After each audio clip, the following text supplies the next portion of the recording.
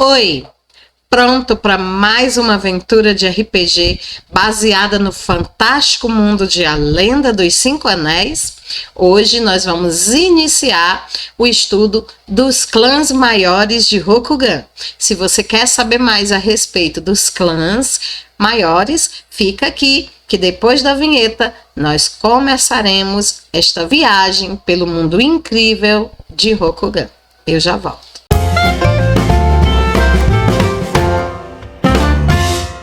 Oi, seja bem-vinda ao canal Fessora Nerd. Eu sou Francinete Coutinho e este é mais um vídeo para o quadro Que Mundo é Este?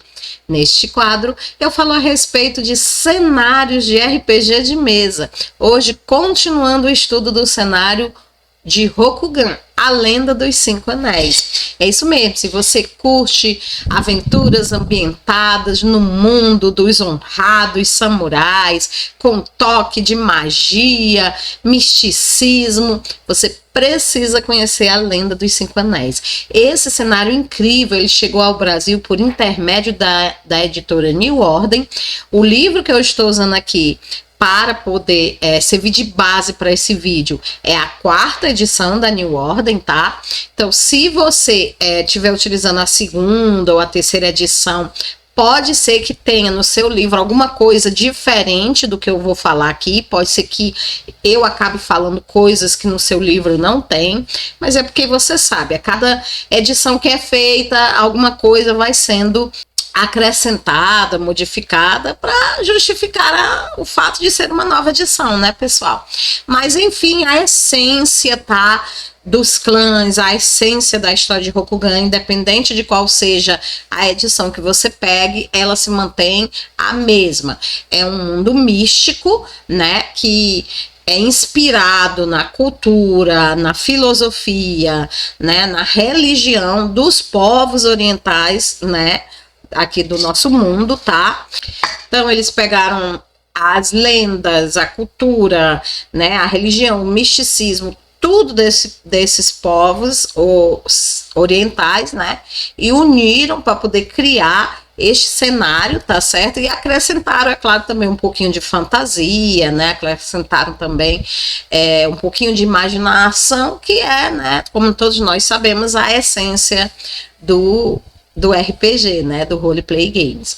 Mas enfim, o que? Caiu aqui de paraquedas, nem sabe do que eu estou falando? Eu estou falando de Roleplay Game, jogo de interpretação de papéis. É isso mesmo. Se você já ouviu falar e quer saber mais a respeito do Roleplay Game, eu deixei um link aqui, tá, no card, para você ir para minha playlist chamada RPG para Iniciantes. Lá eu explico tudo para vocês sobre o que é o RPG, como se joga, por que se deve jogar, o que é sistema, o que é cenário. Vai lá dar uma olhadinha que você vai adorar. Mas se você não caiu aqui de paraquedas, já vem me acompanhando, você sabe que este não é o primeiro vídeo que eu faço a respeito da Lenda dos Cinco Anéis.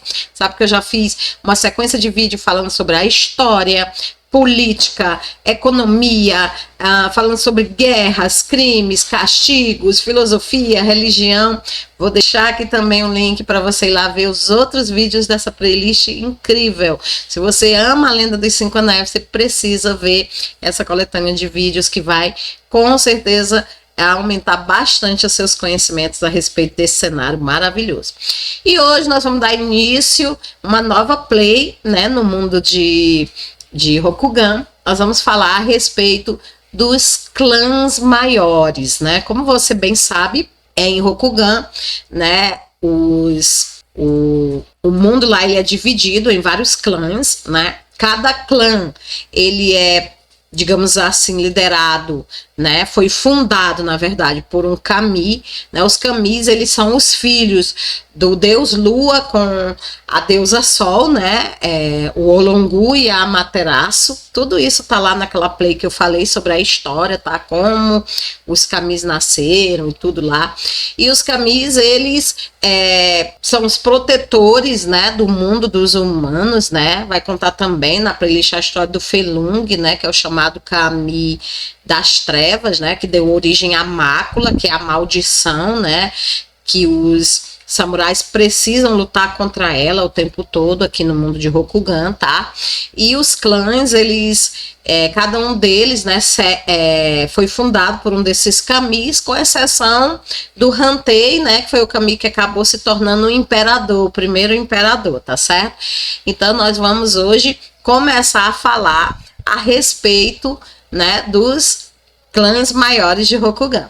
Vem comigo então, vamos lá? Então, né, pessoal, como eu falei, né, haviam lá os filhos, né, do Deus Sol com a deusa Lua, os chamados kamis, né, o que seria na nossa cultura chamado de deuses, né, e os kamis, eles, entre eles, né, havia o kami Hantei, que acabou se tornando o imperador de Rokugan, tá?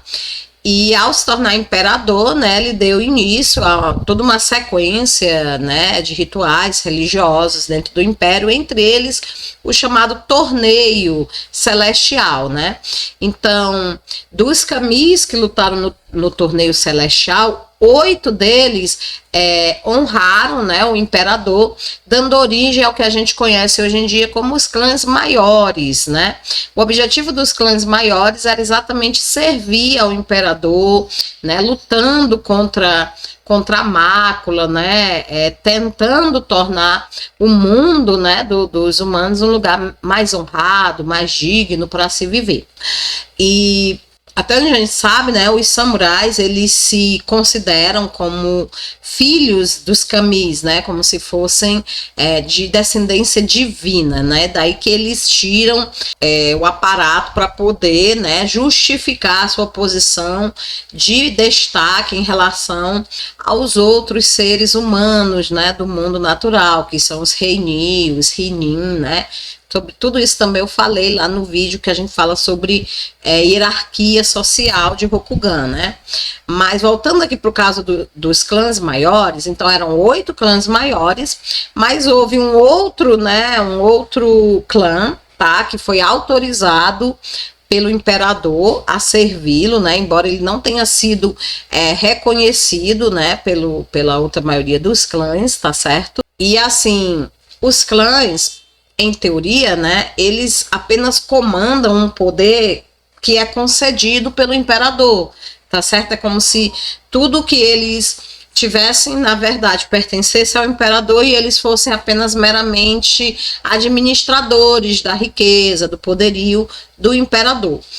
Isso na teoria, porque na verdade, na prática, né, cada clã, ele tem exército, poderio econômico, poderio político suficiente para destronar o imperador, se assim ele desejar. Então, cada clã é altamente suficiente para iniciar uma guerra, para iniciar um conflito que possa acabar tirando o imperador do poder. E por que isso não acontece? Isso não acontece exatamente graças ao equilíbrio que existe entre os clãs, né?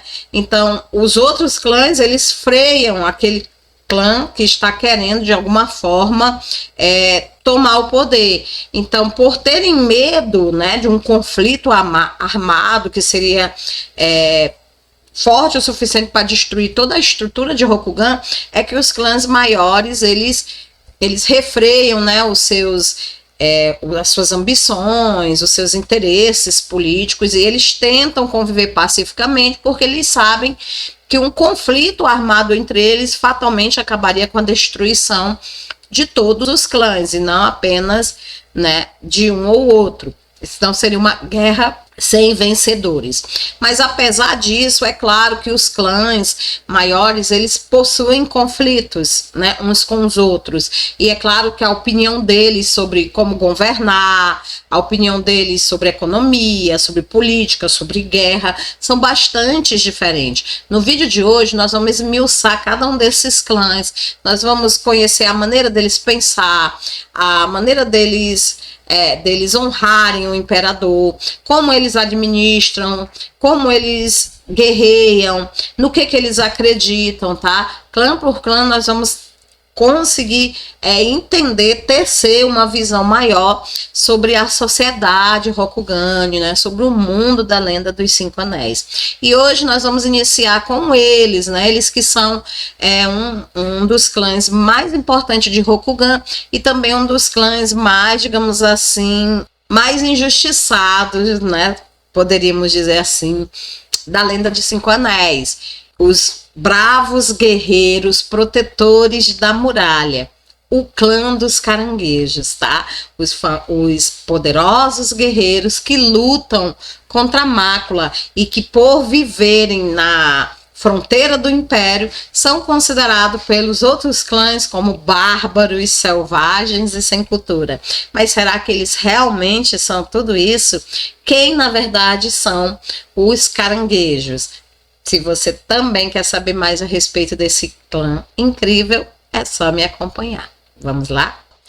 Todo clã, ele tem uma pequena frase, tá, pessoal? Que, de certa forma, ela funciona como um lema, né? Como uma forma dele traduzir para o mundo que o cerca aquilo que eles pensam, aquilo que eles acreditam, aquilo que eles são.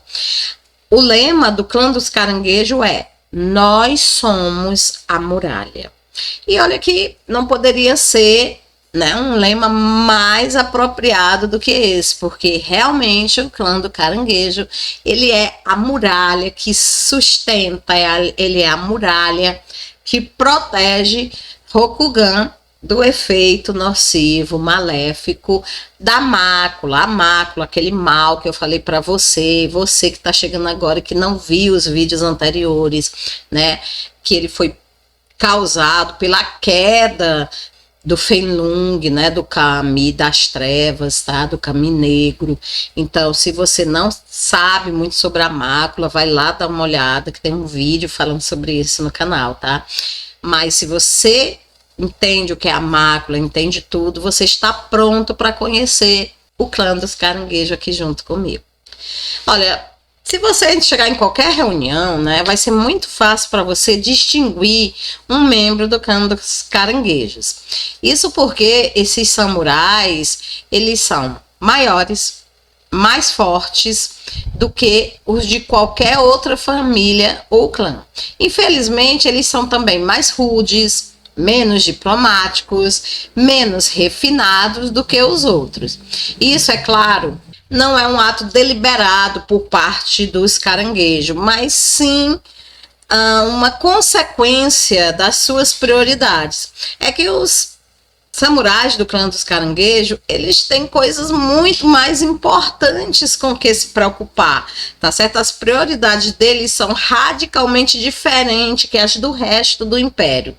Desde que Rokugan foi fundado, o caranguejo, ele tem tido a árdua missão de vigiar o sul, de proteger o império dos demônios e monstruosidades que habitam a região infecta, também conhecida como as Terras Sombrias.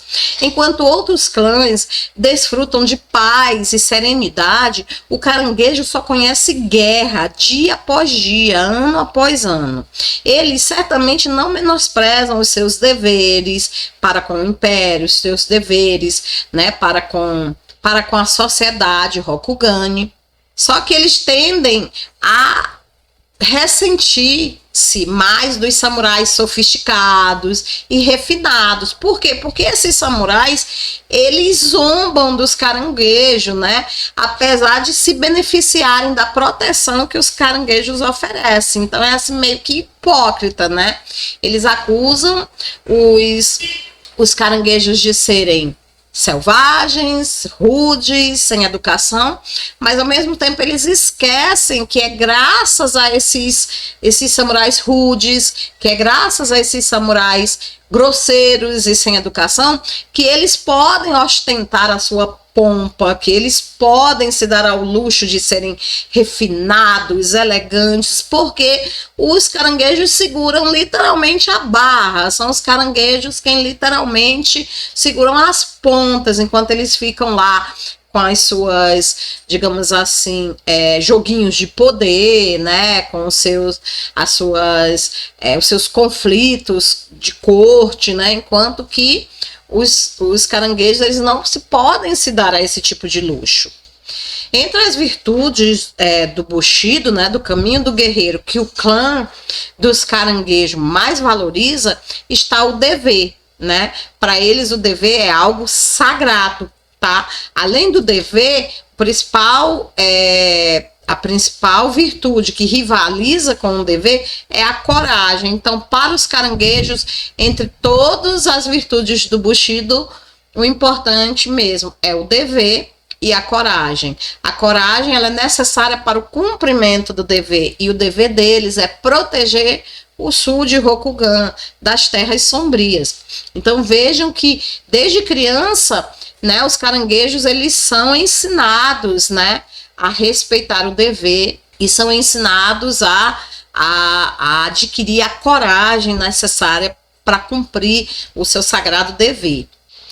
O caranguejo, ele é um clã que ele pouco se importa com frivolidades sociais, ele prefere honestidade seca e prática, ao invés de conversações polidas, né? Aqueles joguinhos de palavra, eles não curtem muito isso. Eles acreditam que força lhes concedem o direito de governar e ressentem-se do fato de que os outros clãs imaginem eles como fracos, né? Ele tem grande conflito principalmente com o clã da garça e o clã do escorpião. Com o clã da garça, porque o clã da garça ele valoriza demais, como vocês vão ver quando a gente chegar a estudar ele, que eles valorizam demais as aparências, a cortesia, as frivolidades da corte, que o caranguejo tanto despreza como inutilidades sem sentidos. Já com o escorpião, a divergência deles é em relação à forma de se cumprir o seu dever. Enquanto o caranguejo ele é um clã militar, ele é um clã guerreiro, né? Ele é um clã onde a força, né? A coragem é o essencial. O clã do escorpião já é mais um clã estrategista, já é mais um clã ligado, né? Ligado à inteligência, ligado, né, a manipulações. Então, esses dois clãs, o clã da graça, o clã da escorpião, eles não conseguem se dar muito bem com o clã dos caranguejos. O caranguejo, ele abraça o seu dever para com o império, para com o seu senhor e fundador. Quem fundou o clã do caranguejo foi o Kami Hida, né? O Hida ele foi derrotado pelo Hantei, né, no amanhecer do Império, quando houve a guerra lá para decidir qual deles iria governar Rokugan, qual deles iria ser, né, o imperador. E o Hida, que era um dos, digamos assim, né, fortes candidatos a imperador, ele acabou sendo derrotado pelo Hantei. E ao ser derrotado, né, ele acabou jurando lealdade ao irmão, né, e acabou se tornando um servo fiel do imperador. Embora seja um clã leal, né, cumpridor dos seus deveres e tudo, de vez em quando há um governo fraco, quando eles enfrentam uma luta assim muito grande, né, os membros do clã dos caranguejos, eles ficam imaginando como seria ter um representante do clã no trono, né? Como seria ser governado por um caranguejo. E chegou, inclusive, a ficar fortemente tentados, né? Tentado a se erguer em armas contra o Império. Mas eles não fazem isso porque fazer uma coisa dessa é um sacrilégio, né? Você se erguer contra o imperador, que é o representante dos deuses, né? No mundo de Rokugan é uma blasfêmia, né? É uma coisa terrivelmente desonrosa. Então, esses fatores religiosos, esses fatores filosóficos, eles freiam, né, o clã dos caranguejos quando, né, ele chega a pensar, né, que seria muito bom ter um representante do clã lá no poder. O fundador do clã do caranguejo, o Hida, ele era o maior e fisicamente o mais poderoso dos filhos do Sol e da Lua. Infelizmente, né, ele não se preocupava em estudar coisas como religião ou filosofia, ele estava mais ligado ao aspecto mesmo físico. Ele reuniu apenas os mais poderosos e terríveis guerreiros para usarem o seu nome. A família Hida, ela ficou conhecida, né, como estando entre os guerreiros mais fortes do Império por séculos, o que causava, evidentemente, bastante inveja por parte, principalmente dos outros clãs militaristas, que viam os Hidas, né, como uma ameaça, né, à sua ascensão política. Os Hidas, eles governaram o clã Caranguejo por mais ou menos 1000 anos, não apenas se destacando na guerra, que era o seu legado de nascença, mas também estendendo a importância de delegar deveres a subordinados capazes, o que os Hidas são abençoados em terem abundância, né? Eles têm um grande número de servos capacitados que os seguem. No entanto, o clã do Caranguejo ele não se limita apenas à família Hida. Há também os Hiruma, são os primeiros servos dos Hidas. Eles são talentosos batedores e ogibos, são enfatizados pela sua velocidade, o seu atletismo, ao invés da força dos Hidas. Também não podemos deixar de citar dentro do clã dos Caranguejos os Kaiu, que são brilhantes engenheiros, estrategistas e aconselham seus senhores em todas as questões relacionadas à guerra. Outra família poderosa dentro do clã do Caranguejo são os Cani, que sacrificaram-se muito para entender os inimigos, né, que o caranguejo enfrenta, ou seja, eles se dedicaram ao estudo da mácula, ao estudo das criaturas que habitam as terras sombrias. Para isso, eles acabaram se tornando Shugenjas, né, que são os feiticeiros, né, de Rokugan, e eles frequentemente são acusados de terríveis atos pelas outras famílias do Império. Só que são apenas acusações que, na grande maioria das vezes, não é comprovado, não se chega a nada, né? É que, vocês sabem, as pessoas sempre temem aquilo que desconhecem, né? E como a grande maioria dos samurais, eles não mexem com a magia, então eles costumam ver com maus olhos, tá? Aqueles que se dedicam ao estudo da magia. E os Cani, dentro do clã dos Caranguejos, eles têm se dedicado a muito mais do que estudar a magia, eles têm se dedicado a estudar a magia, digamos assim, né, negra de Rokugan, né?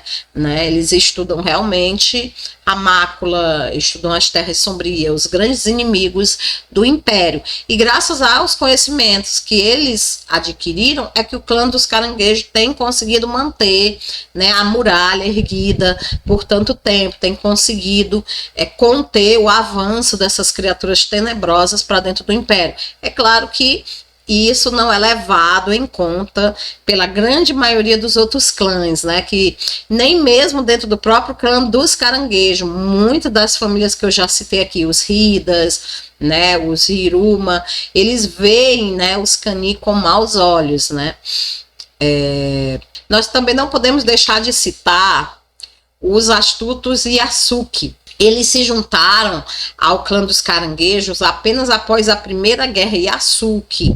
Eles são muito diferentes do resto dos caranguejos. São excepcionais mercadores, políticos extremamente manipuladores. Eles servem o clã, representam o clã dos Caranguejos nas cortes. Então eles fazem aquela parte burocrática, né, aquela parte política, para a qual, né, as outras famílias dos caranguejos não nasceram. Então, os Yasuki, eles têm esse papel muito importante dentro do clã. Não poderíamos também deixar de falar da família Toritaka. A família Toritaka, ela faz parte dos caranguejos há menos de um século.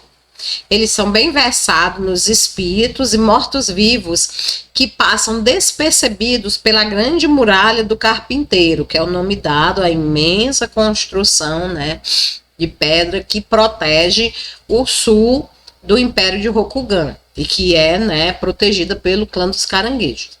Então, aqui e acolá, espíritos e mortos-vivos conseguem atravessar a muralha, e os Toritaka, eles estudam esse tipo de criaturas, né, eles aprendem os seus pontos fracos e o que é necessário para impedir que essas criaturas acabem penetrando dentro do Império de Rokugan. As terras do clã dos Caranguejos, elas são bastante montanhosas, com certo grau de terra plana, né, mais ali na área setentrional, espalhados, né, pelos vários picos dos conjuntos montanhosos, né, que formam as montanhas Crepúsculo e as montanhas da Muralha sobre o oceano.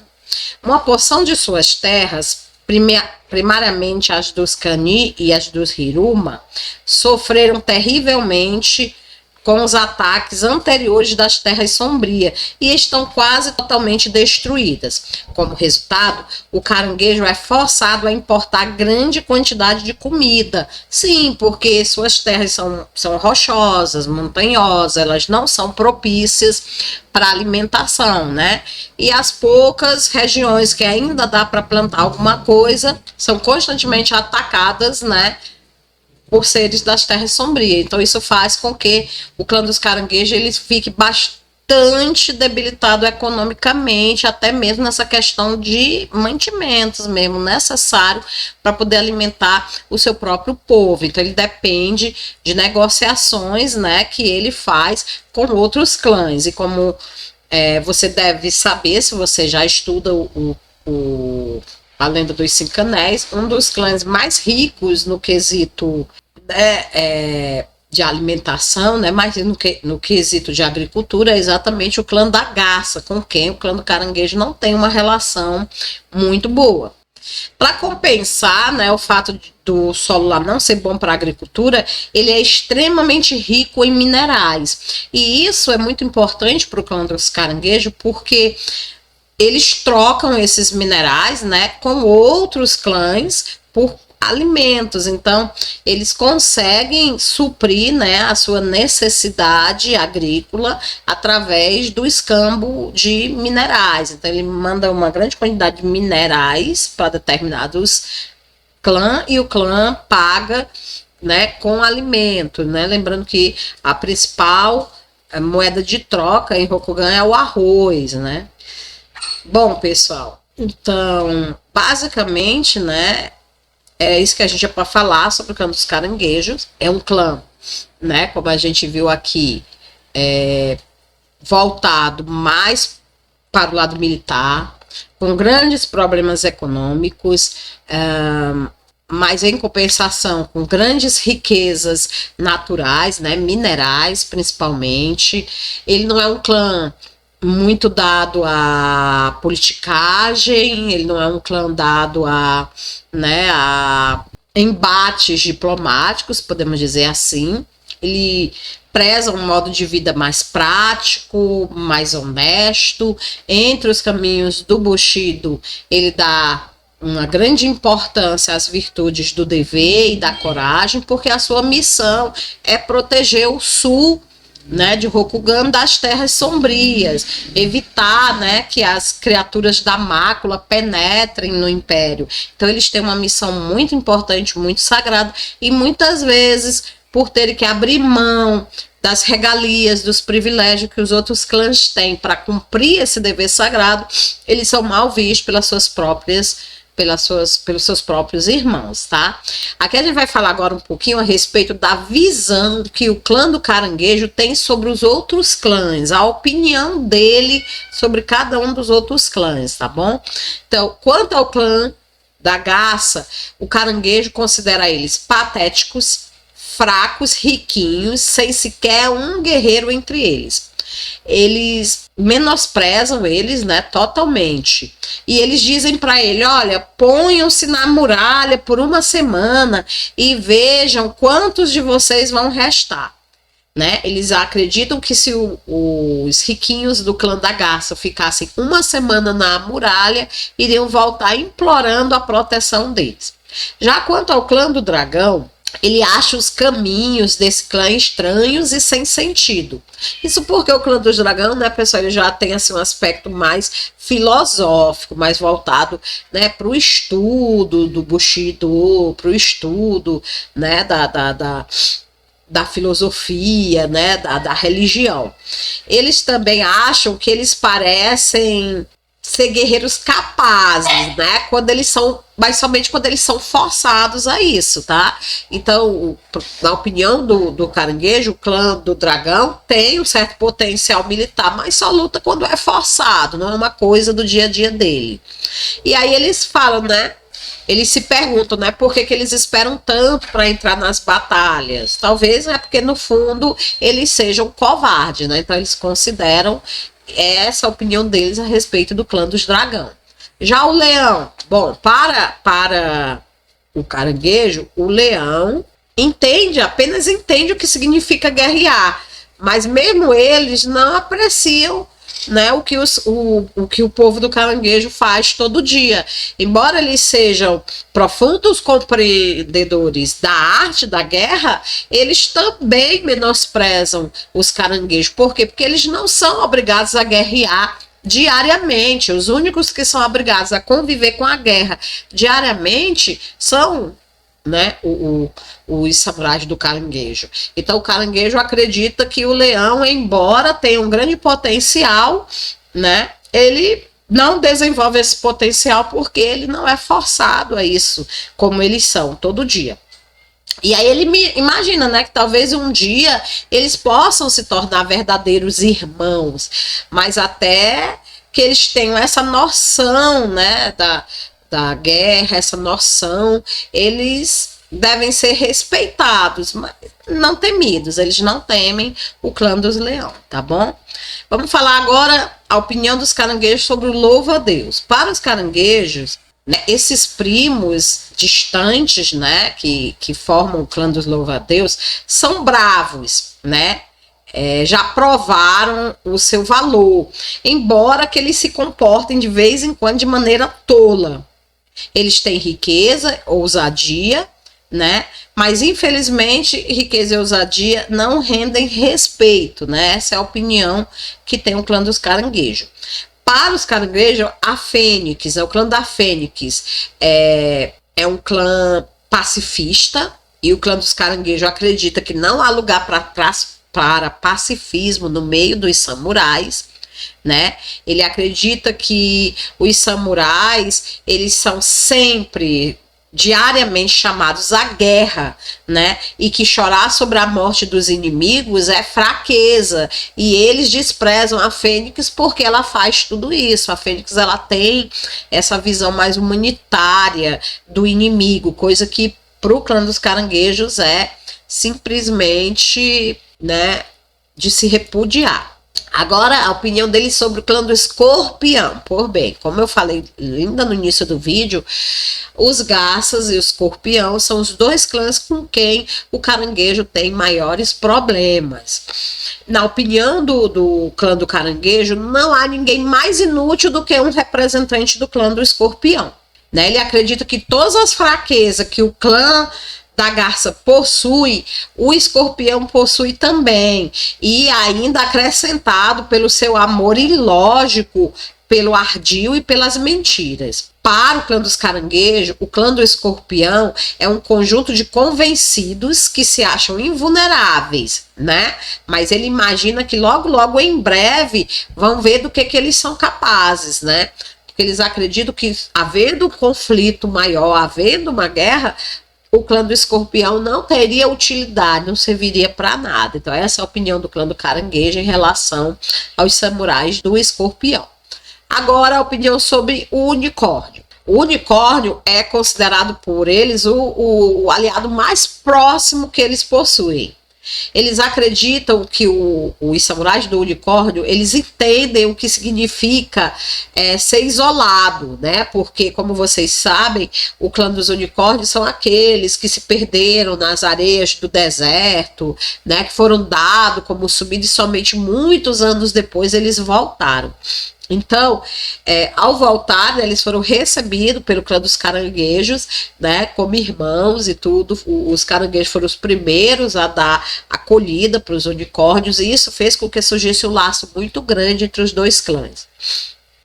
Uma das coisas que os caranguejos admiram nos unicórnios é que eles não se importam com as regras peculiares e modas que comandam, né, o dia a dia nas cortes. Eles são estranhos, são bem diferentes dos próprios caranguejos, e com certeza muito mais diferente dos outros clãs de Rokugan. Mas apesar disso, eles são o que os caranguejos consideram como irmãos de armas, né? E eles possuem um conhecimento muito grande, né, do mundo fora de Rokugan, e esse conhecimento para o clã do caranguejo ele é muito importante. Agora, a opinião do clã dos caranguejos em relação aos clãs menores, né? Aqueles clãs, porque se você está pensando que só existe, né, os 8 clãs em Rokugan, não, existe também os clãs menores, né? E o caranguejo, ele tem assim um certo respeito pelos clãs menores, porque ele acredita que eles entendem o que significa lutar para sobreviver todo dia, né? Mesmo que eles não comandem recursos admiráveis, que eles não tenham riqueza, que eles não tenham prestígio, que eles não tenham poder, eles fazem a sua parte como samurai. E os caranguejos, eles tratam os clãs menores de forma gentil, mas não dão muita importância para eles, né, assim, no quesito, respeitam, tratam gentilmente, mas não deixam eles esquecerem da posição deles dentro da hierarquia de Rokugan. Então é isso aí, pessoal. Esses são os incríveis representantes do clã do caranguejo, o primeiro clã maior que nós estamos abordando aqui no nosso estudo sobre a lenda dos 5 anéis. Então, se você for fazer um personagem dentro desse clã, você pode então fazer aquele personagem clássico, né?